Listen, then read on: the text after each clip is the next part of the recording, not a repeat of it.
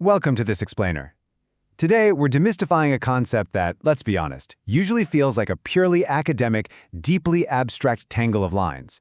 But stick with me, because we are going to turn that intimidating ISLM model into a compelling, incredibly practical blueprint for fixing a struggling economy. Picture this. We're stuck in a massive recession. Unemployment is sitting at a devastating 10%. So how on earth does a government or a central bank even begin to fix a mess like that? Well, the ultimate diagnostic tool to solve this exact crisis is what economists call the ISLM model. Here's our roadmap. 1. Meet the IS curve. 2. Meet the LM curve. 3. Finding economic equilibrium. 4. Keynesians versus monetarists. And 5. The crowding out effect. Let's get right into it. So, at its core, the ISLM model is essentially a framework that shows the exact relationship between the interest rate, we'll just call that I, and total output, which we'll call Y.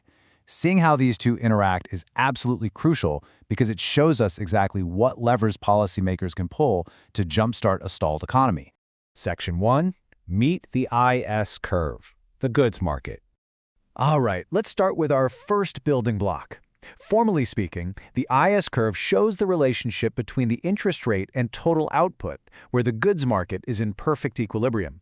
You can think of the goods market as the physical, tangible economy. It's everyday consumers buying groceries or businesses buying heavy machinery.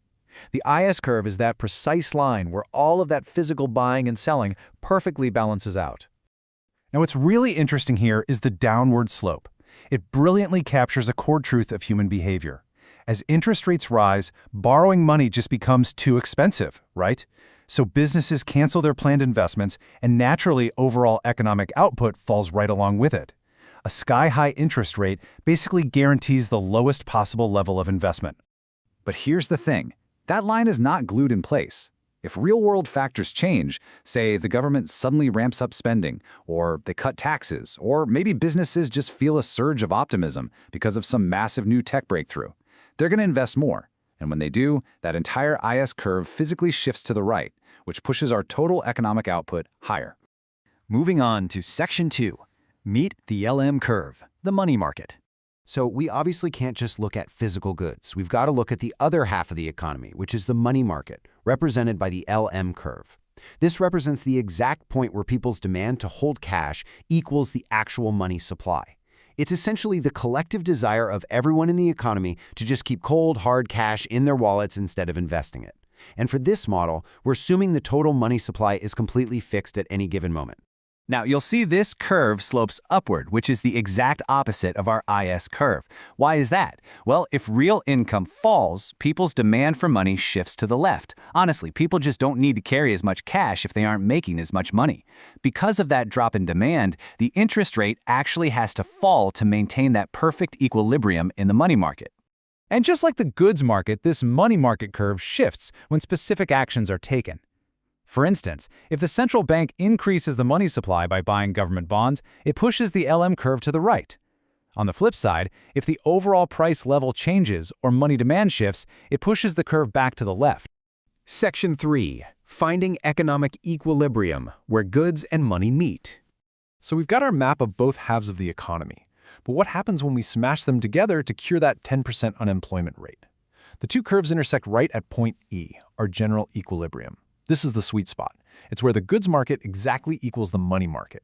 If random market forces push us out of balance, the economy will naturally gravitate right back to E. The only way to permanently move that equilibrium to a more prosperous level is if the government steps in with expansionary monetary or fiscal policy to physically shift one of those curves. Section 4. Keynesians versus monetarists, the epic clash of economic theory. We know we need a policy intervention to save the economy, right? But who actually has the best directions to get us out of a recession? Well, this brings us to a massive fundamental disagreement between two major schools of economic thought, the Keynesians and the monetarists. It all boils down to elasticity, basically how sensitive these markets are to changes. Keynesians believe the LM curve is flat and the IS curve is steep. Monetarists? They argue the exact opposite. They say the LM curve is steep and the IS curve is flat. This disagreement is the true battleground. Because they disagree on the shapes of these lines, they completely disagree on the medicine we need for a sick economy. The source material outlines it like this. For Keynesians, a steep IS curve means that fiscal policy, like the government directly spending more money, leads to huge gains in real income. But for monetarists, a steep LM curve means that monetary policy, like the central bank increasing the money supply, is the absolute best weapon to boost output. Section 5. The crowding out effect. The plot twist of government intervention.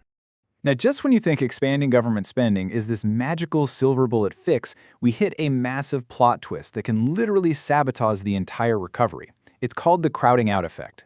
Basically, if a government spends more than it collects in taxes, it runs a deficit.